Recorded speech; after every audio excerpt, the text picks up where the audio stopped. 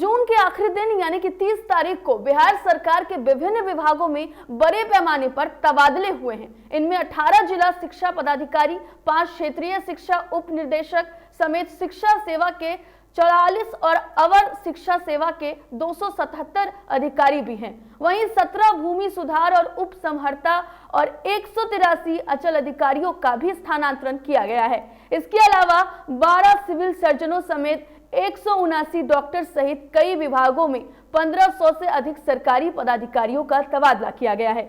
वहीं इनमें से कई को अतिरिक्त प्रभार भी दिया गया है। तो विभिन्न विभागों में जो तबादले हैं वो किए गए हैं। आपको बता दें कि आज महीने के आखिरी में ये तबादला बिहार सरकार ने विभिन्न विभागों में बड़े पैमाने पर किया है। दरअसल कई अधिकारियों का स्थानांतरण किया गया है और इनमें 18 जिला शिक्षा पदाधिकारी शामिल हैं। वहीं अगर बात करें तो 5 क्षेत्रीय शिक्षा उप निदेशक समेत शिक्षा सेवा के 44 और अवर शिक्षा सेवा के 277 अधिकारी शामिल हैं। तो महीने के आखिर में ये बड़ा फेरबदल बिहार सरकार की तरफ से किया गया है। विभिन्न विभागों को लेकर बड़े पैमाने पर ये तबादले हुए हैं। इस खबर पर ज्यादा जानकारी के लिए हमारे साथ न्यूज रूम से अविनाश जुड़ गए हैं। अविनाश, आपसे जानना चाहेंगे कि महीने के आखिर में बिहार सरकार ने ये बड़ा फेरबदल किया है, इसके क्या कुछ संकेत मिल सकते हैं?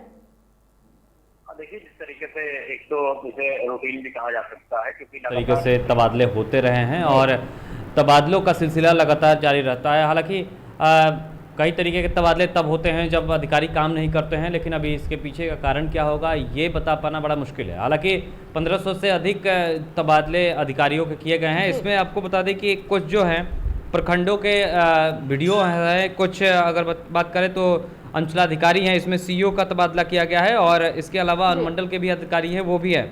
लगभग बताया जा रहा है कि 275 प्रखंडों के वीडियो का तबादला किया गया है और इसके अलावा 183 अंचलों के नए सीईओ बनाए गए हैं और इसके अलावा 17 अनुमंडलों में भूमि सुधार उप समाहर्ता को भी भेजा गया है। तो देखिए, स्थिति यही है। इसके साथ साथ सिविल सर्जन के बारे में आपने कहा, वो भी तबादले में लिस्ट में है। इसके अलावा डॉक्टर्स का तबादला इस अस्पताल से दूसरे अस्पताल किया गया है और साथ ही साथ जिस तरीके से आपने बताया शिक्षा विभाग में भी तबादले किए गए हैं। तो ये बड़ा तबादला है और ये जून के आखिरी दिन किया गया है। तो इससे यह है कि 1 जुलाई से कहीं ना कहीं सरकार ये चाहती है कि नहीं, स्थितियों पर कंट्रोल करके और बेहतर तरीके से काम किया जाए, क्योंकि अब हम कोरोना काल से आगे बढ़ रहे हैं। कोरोना के जो संक्रमण है उसको रोकने में कहीं ना कहीं लॉकडाउन ने बड़ी भूमिका निभाई है और उसके कारण जिस तरीके से अब स्थितियां बनी है, अब सरकारी कार्यालयों में काम भी पूरे स्तर पर होगा, यानी कि 100% वहां पर जो कर्मचारी होंगे वो उपस्थित रह सकते हैं और इसके अलावा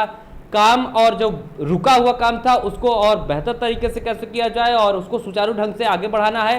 तो ये कहीं ना कहीं देखिए ये सोच रही होगी और इसके लिए तबादले भी किए जाते रहे हैं और सरकार चाहती है कि नहीं, आम लोगों का जो काम रुका हुआ है वो होता रहे, सरकारी काम जो रुके हुए हैं वो चलता रहे और इसलिए ये तबादले किए गए। हालांकि बड़ा तबादला है और ये बड़ा संदेश देना चाहती है सरकार कि अधिकारी ये ना समझे कि वो जहां पर हैं वहीं पर रहेंगे और अपने अनुसार काम करेंगे। उनको काम करना होगा और नहीं तो उनका तबादला होगा, दूसरे जगह पर ट्रांसफर करके उनसे काम तो करवाना सरकार की जिम्मेदारी है और वो सरकार कर रही है। बिल्कुल अविनाश, तो ये कह सकते हैं कि काम अगर सही तरीके से नहीं हो रहा था, इसको लेकर भी हो सकता है कि तबादला हो, या फिर काम को बेहतर तरीके से किया जाए, इसको लेकर भी तबादला हो सकता है। अब बिल्कुल ये दोनों बातें बिल्कुल हमेशा देखने को मिलती रही हैं। ये तबादले तभी होते हैं जब अधिकारी काम नहीं करते हैं तो उस अधिकारी को दूसरी जगह तबादला किया जाता है या फिर सस्पेंड भी किया जाता है। लेकिन देखिए, दूसरा एक महत्वपूर्ण कारण ये है और मैं उस पर बार बार जिक्र इसलिए कर रहा हूं क्योंकि कोरोना काल में जो अधिकारी थे या फिर जो कार्यालय थे वो पूरे स्तर पर काम नहीं कर रहे थे, क्योंकि कोविड से बचाना पहली प्राथमिकता थी और कोविड को रोकना पहली प्राथमिकता थी।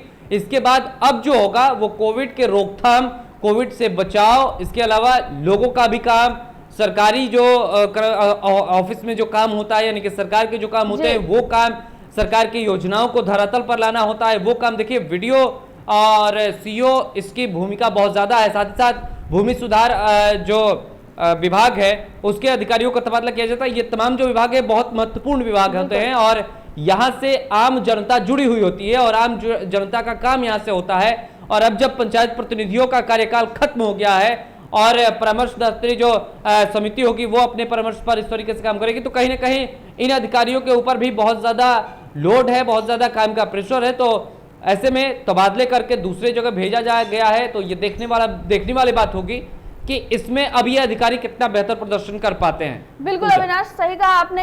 अविनाश, आपको अभी रोकेंगे यहाँ पर। आज डॉक्टर्स डे है और नेशनल डॉक्टर्स डे के दिन आज प्रधानमंत्री नरेंद्र मोदी दोपहर 3 बजे नेशनल डॉक्टर्स डे के अवसर पर देश के डॉक्टर्स कम्युनिटी से जुड़े लोगों को संबोधित करने वाले हैं। भारतीय चिकित्सक संघ IMA द्वारा इस कार्यक्रम का आयोजन किया गया है। हर साल 1 जुलाई को देश भर में नेशनल डॉक्टर्स डे मनाया जाता है। इसी दिन देश के महान डॉक्टर और पश्चिम बंगाल के दूसरे मुख्यमंत्री डॉक्टर विधान चंद्र राय का जन्मदिन और पुण्यतिथि होता है। यह दिन उन्हीं की याद में मनाया जाता है। डॉक्टर्स कम्युनिटी ने कोविड-19 महामारी से लड़ाई में अहम भूमिका निभाई है। तो बिल्कुल नेशनल डॉक्टर्स डे आज है और PM मोदी आज तमाम देश के डॉक्टर्स को संबोधित करने वाले हैं।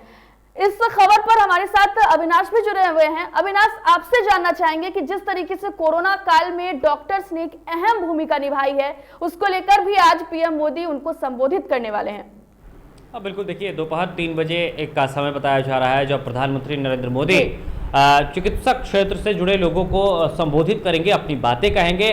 हालांकि जिस तरीके से आपने कहा कि कोविड में डॉक्टर्स, फ्रंटलाइन वर्कर्स जो थे, वो सबसे अधिक जो डॉक्टर्स ने अपनी सेवा दी है, वो वाकई में काबिल तारीफ है। और जहां सब कोई घरों में पैक था, वहां डॉक्टर्स जो थे वो ऐसे मरीजों का इलाज कर रहे थे जिन मरीजों से लोगों को दूर रखने की बात सरकार भी कह रही थी।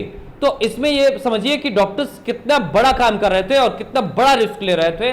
और ऐसे में डॉक्टर्स डे पर इन डॉक्टर्स को सम्मानित करना बहुत लाजमी हो जाता है। और ऐसे पर प्रधानमंत्री नरेंद्र मोदी जब अपना संबोधन डॉक्टर्स के नाम पर करेंगे, तो जाहिर सी बात है उसमें डॉक्टर्स, जो कई डॉक्टर्स के नाम हो सकते हैं, कई डॉक्टर्स के द्वारा किए गए काम हो सकते हैं, कई डॉक्टर्स ने जो बेहतर किया है, जो कोविड में अपनी जान की परवाह किए बिना लोगों की सेवा करते रहे, मरीजों की सेवा करते रहे।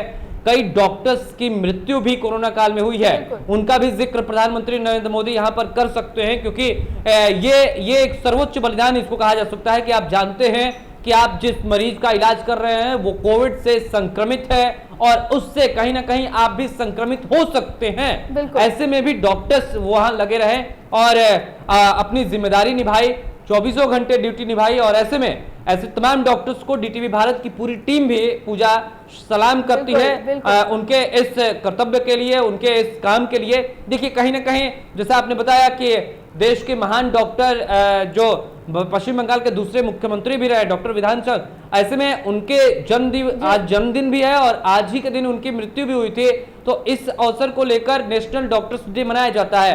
पहला नेशनल डॉक्टर्स डे 1991 में मनाया गया था और तब से ये लगातार होता रहता है। IMA जो डॉक्टर्स की एक अग्रणी संस्था है, वो इस कार्यक्रम का आयोजन कर रही है, जहां प्रधानमंत्री नरेंद्र मोदी आज संबोधित भी करेंगे डॉक्टर्स को और अपनी बातें रखेंगे। हालांकि इससे पहले भी कई बार डॉक्टर्स को प्रधानमंत्री नरेंद्र मोदी ने संबोधित किया है। जब कोरोना काल में इस तरीके से स्थितियां बदलती रही, बिगड़ती रही, तब भी प्रधानमंत्री नरेंद्र मोदी ने फ्रंटलाइन वर्कर्स के तहत या फिर डॉक्टर्स को या फिर तमाम जो पैरामेडिकल स्टाफ होते हैं उनको भी सैल्यूट किया था, उनको सलाम किया था, उनके काम का जिक्र किया था।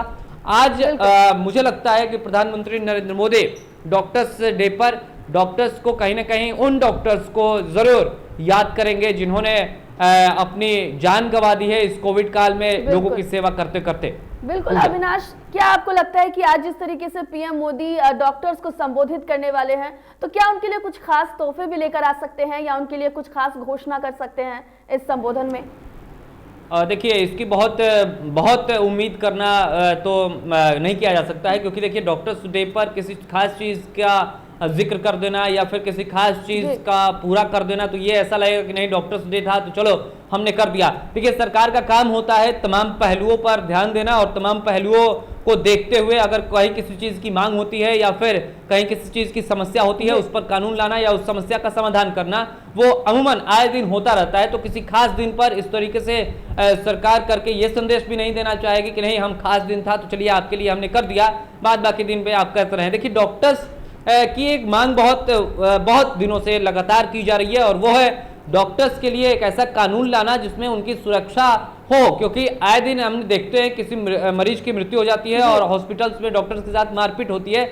ऐसी घटनाएं आए दिन देखने को आती है और इसको लेकर चाहे वो आईएमए हो या फिर तमाम जो डॉक्टर्स हो या दूसरे जो यूनियन है वो भी मांग करते रहे हैं कि नहीं, कम से कम डॉक्टर्स के लिए एक ऐसा कानून आए, उनकी सुरक्षा की जाए ताकि वो निश्चिंत होकर, ताकि वो फ्री माइंड होकर इलाज कर पाए। उन्हें ये डर ना लगे कि अगर मरीज की मृत्यु हो जाती है तो हंगामा होगा या इस तरीके से होगा। इसको लेकर मांग वो करते रहे हैं। हालांकि अभी तक इस पर कोई कानून उतना पुख्ते तरीके से तो नहीं आया है। हालांकि देखिए, कोरोना काल में डॉक्टर्स की एक और मांग रही, ऑक्सीजन को लेकर जिस तरीके से कमियां रही हैं या फिर जिस तरीके से दवाइयों की कमियां देखी गई या फिर और भी दूसरे इक्विपमेंट्स जो होते हैं, जो उपकरण होते हैं, उनकी समस्या झेलने को मिली। तो ऐसे में डॉक्टर्स लगातार ये मांग करते रहे हैं और इस पर सरकार का काम है कि उन्हें पूरा करना। लेकिन आज कोई बहुत बड़ा मतलब ये कह ले कि बहुत बड़ा कोई योजना या फिर बहुत बड़े किस चीज की यहाँ पर प्रधानमंत्री नरेंद्र मोदी बात कह देंगे या फिर उसकी बात होगी, ऐसा मुझे नहीं लगता है।